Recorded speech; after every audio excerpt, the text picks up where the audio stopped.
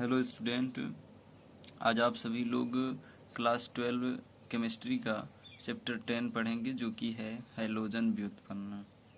इसमें पहला टॉपिक पढ़ेंगे आज हैलो एल्केन या एल्किल हैलाइड। तो ध्यान दीजिए, संतृप्त हाइड्रोकार्बन के एक हाइड्रोजन परमाणु को किसी हैलोजन परमाणु से विस्थापित करने पर प्राप्त यौगिक को हैलो एल्केन या एल्किल हैलाइड कहते हैं। सबसे पहले हम सब इसमें संतृप्त हाइड्रोकार्बन समझेंगे क्या होता है। पहले तो ये ध्यान रखेंगे आप लोग कि हाइड्रोकार्बन किसे कहते हैं। तो जो कोई भी कंपाउंड हाइड्रोजन और कार्बन के सहयोग से बनता है उसे हाइड्रोकार्बन कहा जाता है। तो ध्यान दीजिए, हाइड्रोकार्बन। तो आपको ध्यान रखना है कि हाइड्रोकार्बन किसे कहते हैं, जो कार्बन और हाइड्रोजन से बने हो। कार्बन और हाइड्रोजन से मिलकर क्या होता है, हाइड्रोकार्बन बनता है। ये बात आपको ध्यान रखना है।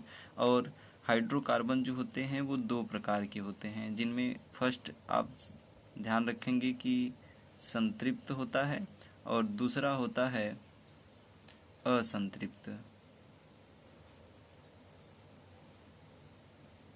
तो इनमें ध्यान रखेंगे, संतृप्त जो हाइड्रोकार्बन होते हैं उनमें कार्बन कार्बन परमाणुओं के बीच केवल सिंगल बंध होता है। इस बात को आप ध्यान रखेंगे कि संतृप्त हाइड्रोकार्बन में कार्बन कार्बन परमाणुओं के बीच सिंगल बंध होता है। जैसे कि हम समझे एथेन। एथेन आप ध्यान रखेंगे तो एथेन का सूत्र होता है CH3 बॉन्ड CH3। ये एथेन का सूत्र होता है, जिसमें कार्बन परमाणु जो हैं वो आपस में सिंगल बंध से जुड़े होते हैं। या आप कह सकते हैं मेथेन। मेथेन का सूत्र होता है CH4। या आप कह सकते हैं प्रोपेन। प्रोपेन का सूत्र होता है CH3 CH2 CH3, यानी C3H8 होता है प्रोपेन का सूत्र। तो इन सभी को संतृप्त हाइड्रोकार्बन कहा जाता है। ऐसा इसलिए क्योंकि इनमें कार्बन कार्बन के बीच सिंगल बंध होता है, इस वजह से। दूसरी तरफ अगर हम असंतृप्त हाइड्रोकार्बन की बात करें तो असंतृप्त हाइड्रोकार्बन में क्या होता है, कार्बन कार्बन के बीच की तो डबल बॉन्ड होगा या तो कार्बन कार्बन के बीच ट्रिपल बॉन्ड होता है। तो ऐसे हाइड्रोकार्बनों को हम कहते हैं असंतृप्त हाइड्रोकार्बन। जैसा कि अगर हम एग्जाम्पल देखें तो इसमें आता है एथीन। ध्यान रखेंगे एथीन। एथीन का सूत्र होता है CH2 डबल बॉन्ड CH2। और एथाइन भी ले सकते हैं क्योंकि इनमें क्या होता है, कार्बन कार्बन के बीच ट्रिपल बॉन्ड आता है। तो जो कोई भी कंपाउंड या हाइड्रोकार्बन जिनमें कार्बन कार्बन के बीच द्विबंध हो या त्रिबंध हो वे असंतृप्त हाइड्रोकार्बन कहे जाते हैं, और जिनमें कार्बन कार्बन के बीच सिंगल बॉन्ड हो वे संतृप्त हाइड्रोकार्बन कहे जाते हैं। तो जैसा कि हमने अभी पढ़ा कि जो हैलो एल्केन है, हैलो एल्केन जो होता है, हैलो एल्केन में हमने देखा है कि जो हमारा संतृप्त हाइड्रोकार्बन होता है, जैसे कि मान लेते हैं मेथेन है, तो ये संतृप्त हाइड्रोकार्बन है।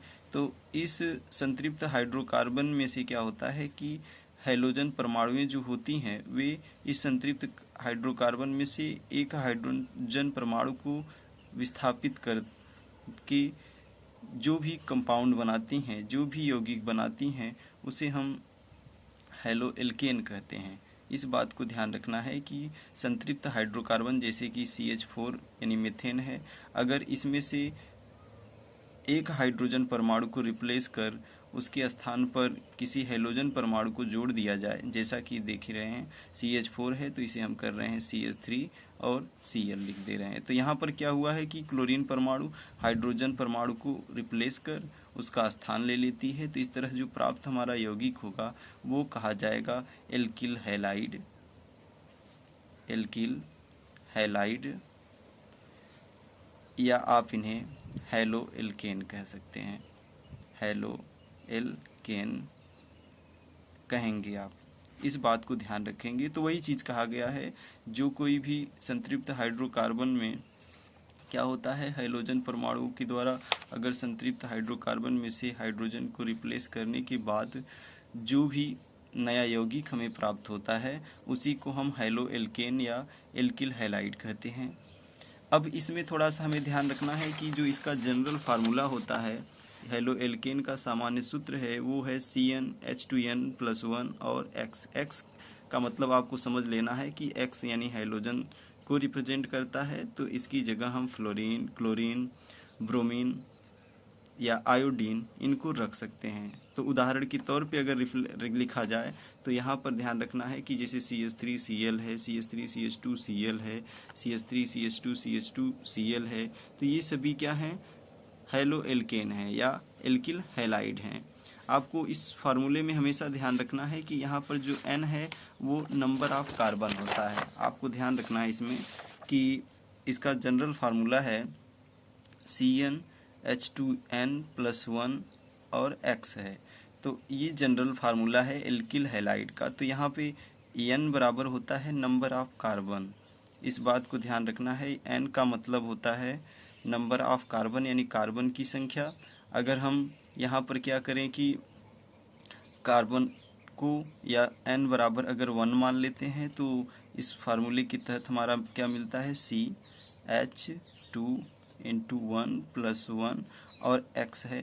तो X की जगह फ्लोरीन, क्लोरीन, ब्रोमीन कुछ भी रख सकते हैं। तो क्लोरीन हमने ले लिया मान लीजिए, तो यहाँ पर हो जाएगा CH का देख रहे हैं 2 × 1 = 2 और 1 × 3 यानी CH3 और क्लोरीन है तो Cl। तो ये हो जाएगा एल्किल हैलाइड या हैलो एल्केन। N बराबर अगर 2 करें तो क्या हो जाएगा, N बराबर अगर 2 मान लिया जाए तो यहाँ पर क्या होगा, C N की जगह पे 2 फिर H 2 फिर N की जगह × 2 + 1 और फिर Cl अगर लें तो क्या हो जाएगा C2, ध्यान रखना है C2 2 दूनी 4 1 5 यानी H5 और क्या हो जाएगा Cl। तो ये क्या है, या इस तरह से आप किसी भी एल्किल हैलाइड का या हैलो एल्केन कंपाउंड को लिख सकते हैं आप। अब आप लोग समझेंगे इसमें क्लासिफिकेशन ऑफ एल्किल हैलाइड का। देखिए हाँ, हैलो एल्केन या एल्किल हैलाइड का क्लासिफिकेशन यानी उसका वर्गीकरण पढ़ना है, जिसमें सबसे पहले हम पढ़ने वाले हैं हैलोजन परमाणु की संख्या के आधार पर जो हैलो एल्केन है या एल्किल हैलाइड है वो कितने प्रकार का होता है। तो आपको ध्यान रखना है कि हैलोजन परमाणु की संख्या के आधार पर ये मुख्यतः 3 तरह के दिखाए गए हैं या 3 तरह के होते हैं, जिनमें पहला है mono halo alkane, di halo alkane और ट्राई हैलो एल्केन। तो यहाँ पर ध्यान रखना है, मोनो हैलो एल्केन वे हैलो एल्केन होते हैं जिनमें केवल एक हैलोजन परमाणु उपस्थित हो, जैसा कि दिया है CH3Cl, CH3CH2Cl, CH3CHCl, CH3। तो इन सब में आप देख रहे हैं कि हैलोजन परमाणुओं की संख्या 1 है, इस वजह से इसे मोनो हैलो एल्केन कहा जाएगा। दूसरी तरफ अगला है डाई हैलो एल्केन। तो आपको ध्यान रखना है कि डाई का मतलब 2 होता है, तो इसमें 2 हैलोजन परमाणु होते हैं, जैसा कि आप देख रहे हो CH2X, CH2X, CH3CHXX, X CH2 CH2 CH2X। तो ये सब चीज़ें क्या हैं, ये डाई हैलो एल्केन कहे गए। क्यों? क्योंकि इसमें हैलोजन परमाणुओं की संख्या कितनी है, 2 है। प्रत्येक यौगिक में हैलोजन परमाणु 2 हैं। इस तरह यह प्रत्येक क्या होगा, डाई हैलो एल्केन या डाई एल्किल हैलाइड कहलाएगा। तीसरा है ट्राई हैलो एल्केन। तो ट्राई का मतलब 3 होता है, यानी इसमें 3 हैलोजन परमाणु होंगे। तो जैसा कि है CHCl3, CHClCl, CH2Cl, CH2X, CHX, CH2X। तो ये सब क्या है, इन सब में हम देख रहे हैं कि प्रत्येक में 3-3 हैलोजन परमाणु हैं। तो इस तरह यह ट्राई हैलो एल्केन होगा। अब अगला हम समझने वाले हैं यहाँ पर मोनो हैलो एल्केन को हैलोजन परमाणु से जुड़े कार्बन परमाणु के आधार पर 3 भागों में बांटा गया है। यानी हम समझेंगे मोनो हैलो एल्केन में जो हैलोजन परमाणु है वो जिस किसी भी कार्बन से जुड़ा होता है उस कार्बन के आधार पर हमें क्या करना है, इसका क्लासिफिकेशन करना है, वर्गीकरण करना है, तो हम देखते हैं कि इस बेस पर यह 3 तरह से डिवाइड किया गया है। प्राथमिक एल्किल हैलाइड यानी 1 डिग्री एल्किल हैलाइड भी कह सकते हैं आप, द्वितीयक एल्किल हैलाइड 2 डिग्री, तृतीयक एल्किल हैलाइड यानी 3 डिग्री। तो सबसे पहले हम ये 1, 2, 3 डिग्री को समझेंगे। तो इसमें क्या ध्यान रखना है आपको, डिग्री ऑफ कार्बन समझना है कि जो कोई भी कार्बन हम इसमें लेंगे उस कार्बन की डिग्री को कैसे समझा जाता है। तो सबसे पहले हम समझेंगे डिग्री ऑफ कार्बन। ध्यान रखिए कार्बन की कोटि। देखिए कार्बन की कोटि का निर्धारण हम कार्बन से जुड़े अदर कार्बनों की संख्या के आधार पे करते हैं। जैसा कहने का मतलब ये, जैसे सपोज कार्बन है तो यह कार्बन अदर कितने कार्बन से, सपोज 1 से जुड़ा है तो इसकी डिग्री 1 डिग्री हो जाएगी। अगर ये कार्बन सपोज 2 कार्बन से दूसरे से जुड़ा है तो इस कार्बन की डिग्री 2 डिग्री हो जाएगी। समझ रहे हैं। और अगर कहीं पर ये कार्बन 3 अदर कार्बनों से जुड़ा हुआ है तो इस कार्बन की जो डिग्री होगी वो 3 डिग्री हो जाएगी, पर इसका 1 डिग्री होगा। क्यों? क्योंकि ये एक ही कार्बन से जुड़ा है। इसका भी 1 डिग्री होगा क्योंकि ये भी एक ही कार्बन से जुड़ा है। इसका भी 1 डिग्री होगा क्योंकि ये एक ही कार्बन से जुड़ा है। तो इस तरह हम क्या करते हैं, 1 डिग्री 2 डिग्री कार्बन का निर्धारण करते हैं। तो उस बेस पर क्या किया गया है, एल्किल हैलाइड को अलग अलग तरह से बांटा गया है। जैसा कि हम समझेंगे जैसे कि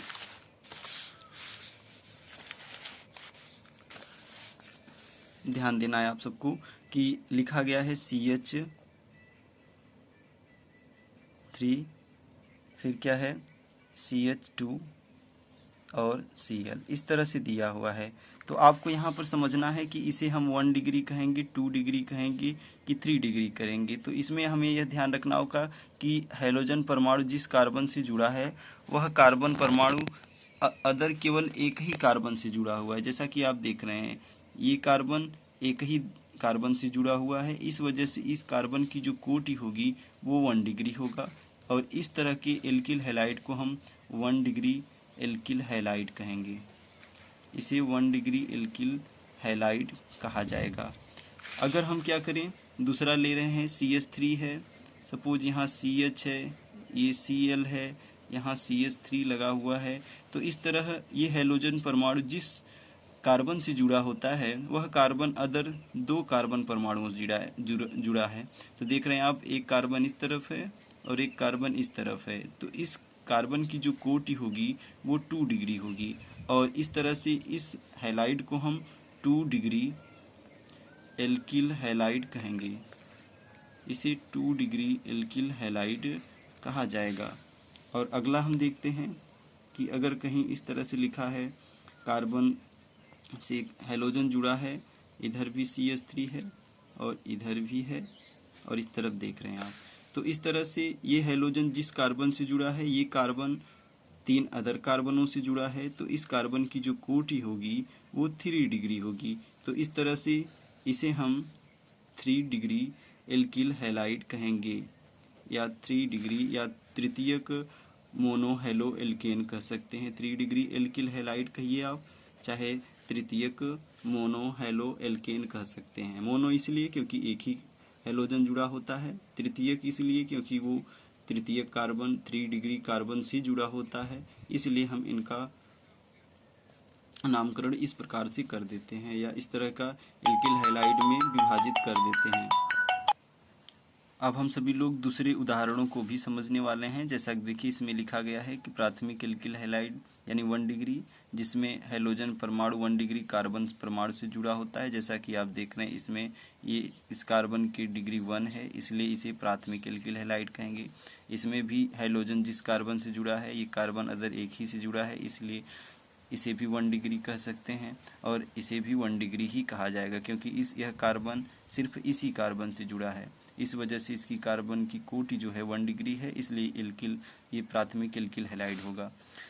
अगला देखते हैं द्वितीयक में क्या होता है। हैलोजन परमाणु 2 डिग्री कार्बन परमाणु से जुड़ा होना चाहिए। तो इसमें देख रहे हैं यहाँ पे जो हैलोजन है यह 2 डिग्री कार्बन से जुड़ा है, एक कार्बन इस तरफ एक इस तरफ से इससे जुड़ा है, इसलिए इसका डिग्री 2 होगा, इसलिए इसे द्वितीयक एल्किल हैलाइड कहेंगे।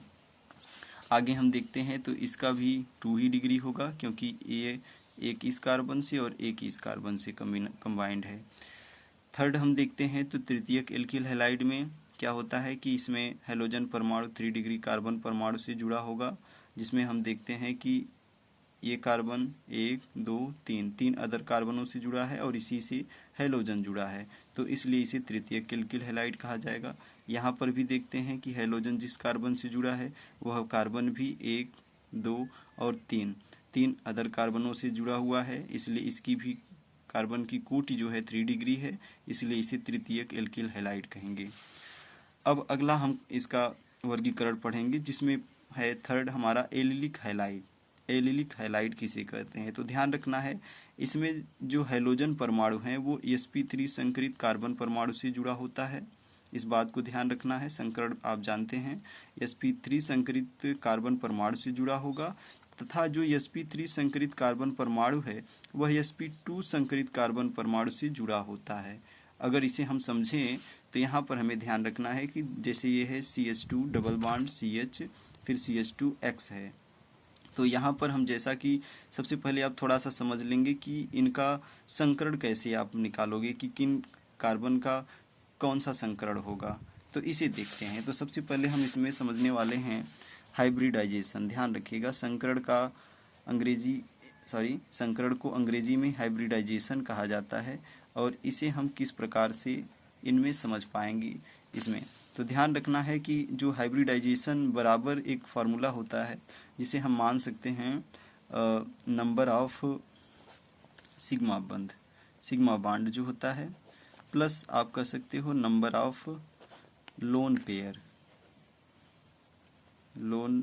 जो इलेक्ट्रॉन होते हैं। ध्यान रखिए नंबर ऑफ सिग्मा बॉन्ड और number of lone pair electron, और इन्हीं को जोड़ने पर जो संख्याएं मिलती हैं उन बेसिस पर हम क्या करते हैं किसी भी कार्बन की संकरण का निर्धारण कर सकते हैं। तो ध्यान रखना है कि अगर इनके योग अगर 2 आए तो उसका संकरण sp होगा, अगर 3 आए तो sp2 होगा, अगर 4 आए तो sp3 होगा, अगर 5 आए तो sp3d होगा। तो इस तरह से हम इनका निर्धारण कर पाएंगे। तो जैसा कि हम उदाहरण में देखने वाले हैं, दिया है CH2 डबल बॉन्ड CH फिर सिंगल बॉन्ड CH2 और X दिया हुआ है। देखिए इसमें एलिलिक हैलाइड में ध्यान रखिए, एलिलिक हैलाइड में शर्त क्या है, एलिलिक हैलाइड ध्यान रखेंगे, एलिलिक हैलाइड में शर्त दिया है कि हैलोजन जो है वो sp3 संकरित कार्बन से जुड़ा होगा। ध्यान रखिए, और ये कार्बन जो होगा वह sp2 संकरित कार्बन से जुड़ा होना चाहिए। चलिए देखो ये शर्त है एलिलिक हैलाइड का, हैलोजन sp3 संकरित कार्बन से और ये कार्बन sp2 संकरित कार्बन से जुड़ा हो, तो इस तरह के कंपाउंड जो होते हैं उन्हें एलिलिक हैलाइड कहा जाता है। तो देखिए इसमें समझते हैं, तो थोड़ा सा इसे हम ओपन कर देते हैं इनके संकरण को समझने के लिए। जैसा कि देखिए CH2 को हम लिख सकते हैं H, इसे लिखा जाए डबल बॉन्ड है तो डबल बॉन्ड, फिर CH लिख सकते हैं, फिर यहाँ पे H और एक क्या है X है, तो हम उसके साथ X लगा देते हैं। अब हम क्या करते हैं, सबसे पहले प्रत्येक कार्बन का संकरण देखते हैं। तो इसमें देखेंगे तो क्या है, यहाँ पर सिग्मा बंध कितना है, 1 है, क्योंकि आप जानते हैं डबल बंध कहीं पर हो तो उसमें 1 सिग्मा 1 पाई होता है, तो हम संकरण के तहत केवल नंबर ऑफ सिग्मा बंध ही लेते हैं। तो ध्यान दीजिए इसमें 1 सिग्मा बंध है, 2 सिग्मा बंध है और 3 सिग्मा बंध है। तो इस तरह अगर 3 संख्या मिली तो उसका संकरण क्या होगा, sp2, यानी इस कार्बन का संकरण होगा sp2। इसमें हम केवल सिग्मा बंध लिए हैं, चूंकि इसमें कोई लोन पेयर इलेक्ट्रॉन नहीं है इसलिए उसे ऐड नहीं किया गया है। तो इसका केवल क्या है, सिग्मा बंध है, लोन पेयर नहीं है, तो यानी सिग्मा बंध 3 है तो 3 प्लस लोन पेयर कुछ भी नहीं, 0 माने 3 ही आएगा। तो इस तरह से 3 आने पर उसका संकरण sp2 माना गया। दूसरी तरफ अगर हम इसका देखें कार्बन का संकरण, तो इसमें भी देखेंगे तो 1 सिग्मा बंध, 2 सिग्मा बंध और 3 सिग्मा बंध, तो इसका भी कार्बन का संकरण क्या होगा, sp2 होगा। अगर हम कहीं इस कार्बन की बात करें तो इसमें क्या है, यह कार्बन दिखेंगे तो 1 2 3 और 4 सिग्मा बंध के साथ कंबाइंड है, तो आपको पता है कि जिनमें 4 सिग्मा बंध हों या आप सिग्मा बंध और लोन पेयर इलेक्ट्रॉन का टोटली नंबरिंग कितना हो 4 हो, तो वह sp3 संकरित होता है। तो इस तरह से हमें समझ में आया ये कार्बन जो है sp3 संकरित कार्बन है, sp3 संकरित कार्बन है। तो और आप देख रहे हैं कि एलिलिक हैलाइड के तहत हैलोजन जिस कार्बन से जुड़ा हो उसका संकरण sp3 हो, और वह कार्बन जिस कार्बन से जुड़ा हो उसका संकरण sp2 हो। तो आप देख रहे हैं इसका संकरण sp3 है जिससे हैलोजन जुड़ा है, और इसका ये इससे जो कार्बन ये जुड़ा है इसका संकरण है sp2। तो इस तरह से हम बता सकते हैं कि ये जो हमारा यौगिक है, ये जो कंपाउंड है, ये हमारा एलिलिक हैलाइड है, एलिलिक हैलाइड है। इसी तरह अगर हम दूसरा एग्जाम्पल समझें, जैसा कि दिया गया है यहाँ पर CH3 CH double bond CH फिर CH2 और X है। अब इसमें आप समझ सकते हैं यहाँ पर कि अगर इनकी स्ट्रक्चर को ओपन करके अगर संकरण को समझ पाएँ आप, तो इस कार्बन से 3 हाइड्रोजन जुड़ा है तो 3 हाइड्रोजन लिखेंगे, और साथ ही साथ ये कार्बन जुड़ा है तो इस तरह से कार्बन। इस कार्बन से केवल 1 हाइड्रोजन जुड़ा है तो ऐसे दिखा दो आप। फिर यहाँ पे डबल बॉन्ड है तो डबल बॉन्ड, फिर कार्बन 1 हाइड्रोजन जुड़ा है तो 1 हाइड्रोजन, फिर इस तरह से बंध दिखाएंगे।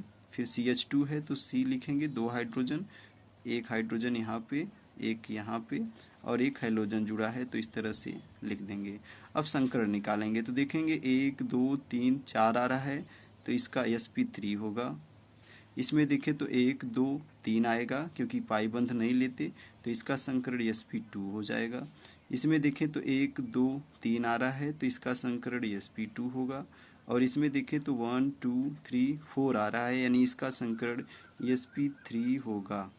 तो इस तरह से यह भी क्या है, हमारा एलिलिक हैलाइड है, क्योंकि हैलोजन जिस कार्बन से जुड़ा उसका संकरण sp3 और उस कार्बन से जुड़े दूसरे कार्बन का संकरण क्या है, sp2 है। तो यही शर्त है एलिलिक हैलाइड के लिए। तो इस तरह हम इस यौगिक को भी क्या कहेंगे, एलिलिक हैलाइड कहेंगे। अब आप देखेंगे अगला हमारा है बेंजिलिक हैलाइड। ध्यान दीजिए, बेंजिलिक हैलाइड। बेंजिलिक हैलाइड में देखिए क्या कहा गया है, यहाँ पर शर्त है कि हैलोजन परमाणु जो है वो sp3 संकरित कार्बन से जुड़ा होता है, और sp3 संकरित कार्बन जो है वह बेंजीन वलय से जुड़ा होगा। ध्यान रखिए, या बेंजीन के कार्बन परमाणु से जुड़ा होगा, जैसा कि आप चित्र में देख पा रहे हो। यहाँ पर अगर हम देखें तो ये हमारा बेंजीन है, और ये CH2 इस बेंजीन रिंग से जुड़ा हुआ है, और साथ ही साथ CH2 से हैलोजन परमाणु जुड़ा है। अगर हम संकरण की बात करें तो इस कार्बन का संकरण sp3 होगा। कैसे होगा आप समझेंगे। ध्यान दीजिए, चित्र कुछ इस प्रकार है। यहाँ पे